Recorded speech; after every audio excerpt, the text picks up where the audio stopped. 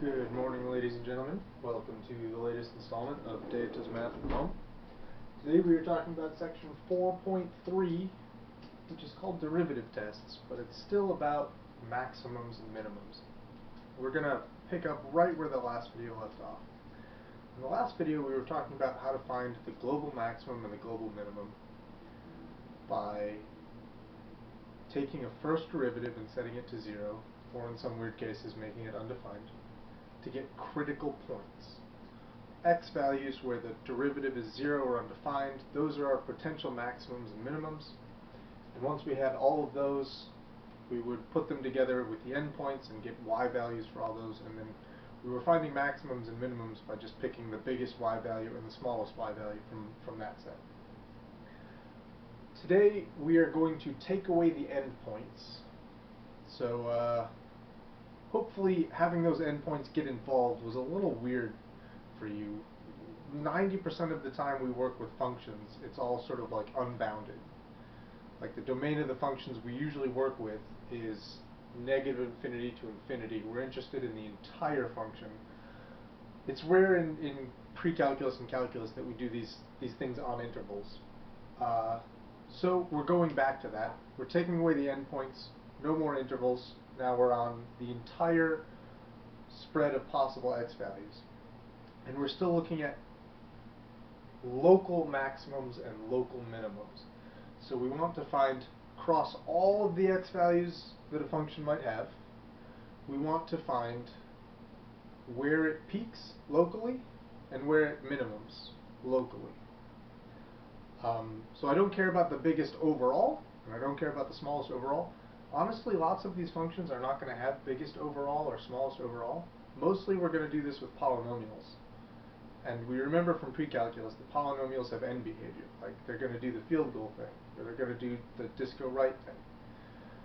And so when you take away the endpoints and you're looking at a polynomial that does disco right, there is no global maximum and there is no global minimum. These things just go forever. The global maximum goes to infinity, the global minimum goes to negative infinity.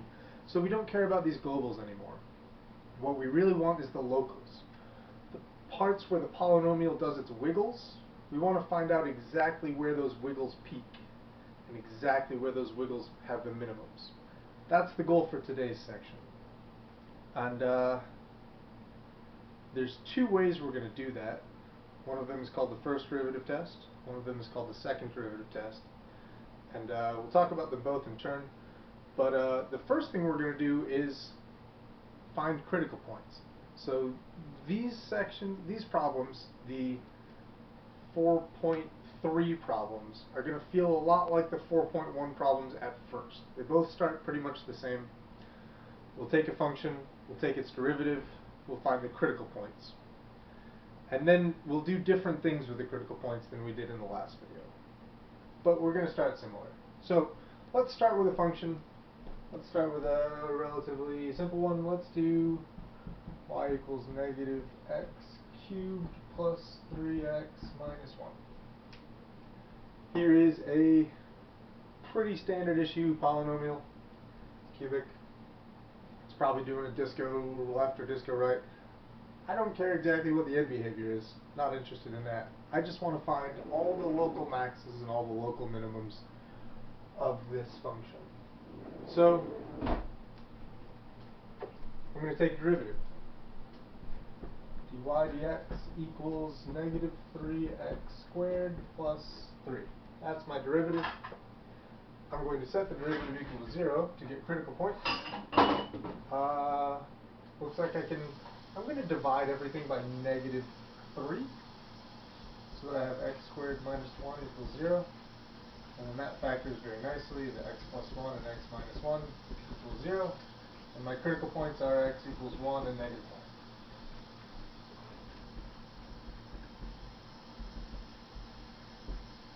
So for this particular problem, at this stage, you might be tempted to just find the y values for these guys and say the bigger y value is probably a maximum and the smaller y value is probably a minimum, and then you're done, right? That usually works for problems that are extremely simple like this one. we're going to get into other problems that are much more complex, and that find the biggest number, find the smallest number trick is not going to work. That only works for these really simple examples. So we're going to do something else. We're going to use one of the derivative tests to figure out exactly which one of these is a maximum and which one of these is a minimum.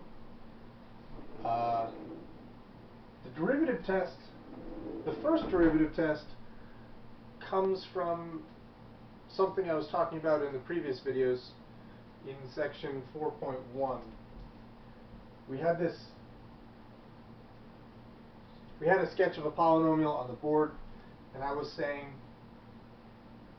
when the function changes from a negative to a positive derivative, when it goes from the derivative negative means it's going down, the derivative positive means it's going up. When it makes that transition through the derivative being 0, that's a minimum. When it transitions from positive to negative, that always means that you have a maximum. So the first derivative test is based on this idea.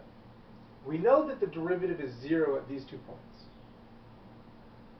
So if we find out what the derivative is doing to the left and right of these points, if it's increasing to 1 and then decreasing on the other side of 1, that means we have a maximum.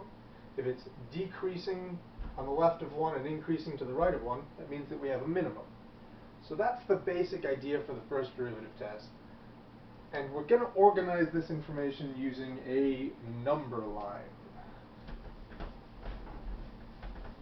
So here is my number line of x values. -1 is an x value and 1 is an x value. Above this number line, I'm going to write derivative values. I know that the derivative at -1 is 0, that's why it's a critical point. And I know that the derivative at 1 is 0, that's why it's a critical point. So now I just need to look at what the derivative is doing to the left and to the right of these things. The derivative, the original derivative, before I simplified anything, is here. So I just need to pick a number to the left. Let's go big. Let's go with like -5.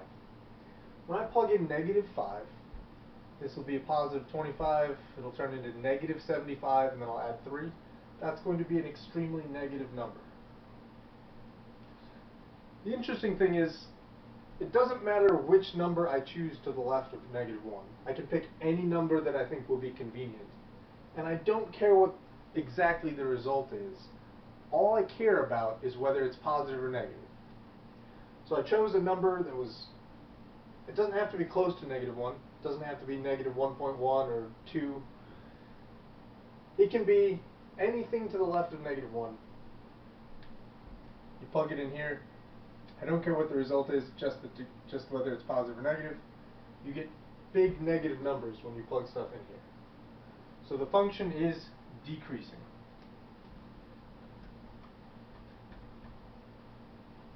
Decreasing to the left of -1. I think the easiest number to plug in the middle is probably 0. When you plug in 0 to this derivative, you get a positive result, which means that the function is increasing.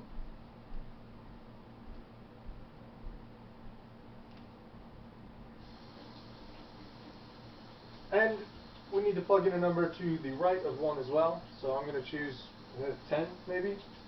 10 seems fine.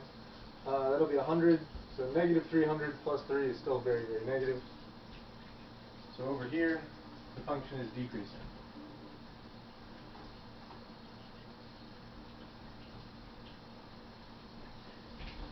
So, -1 is the x value where the function transitions from decreasing to increasing.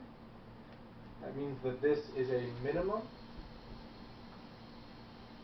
And +1 is where the function transitions from increasing to decreasing. That means that this is a max. And again, both of these are local. So we have a cubic it's probably doing, it's a negative cubic, so it's probably doing disco left. I can never tell which arm I should be lifting in the camera. I have to face the board to do this. Disco left, yes. Okay. So our negative cubic is doing a disco left maneuver, which means that to the left it's going up to infinity, and to the right it's going down to negative infinity. So this function has no global maximum and no global minimum. It increases and decreases without bound in both directions. So all we can do is local maximums, and we found them. -1 is a local min. +1 is a local max, according to this first derivative test, which looks like a number line.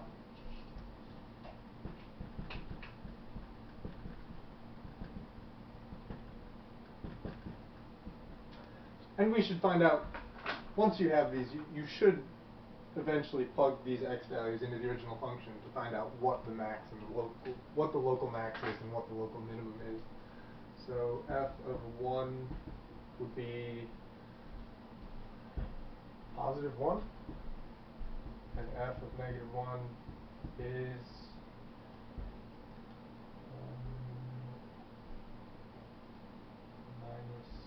-4, -3. So you have a local maximum of 1 at x equals 1, and you have a local minimum of -3 at x equals -1. And that's it. That's all we need. Except for this cat. We need this cat. This is Ashes. He's sneezy. Ashes, say hi.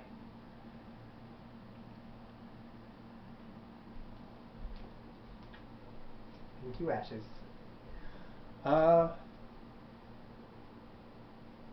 going to cut this video here so that I'm not rushing through another example. We'll pick up second video with more of this.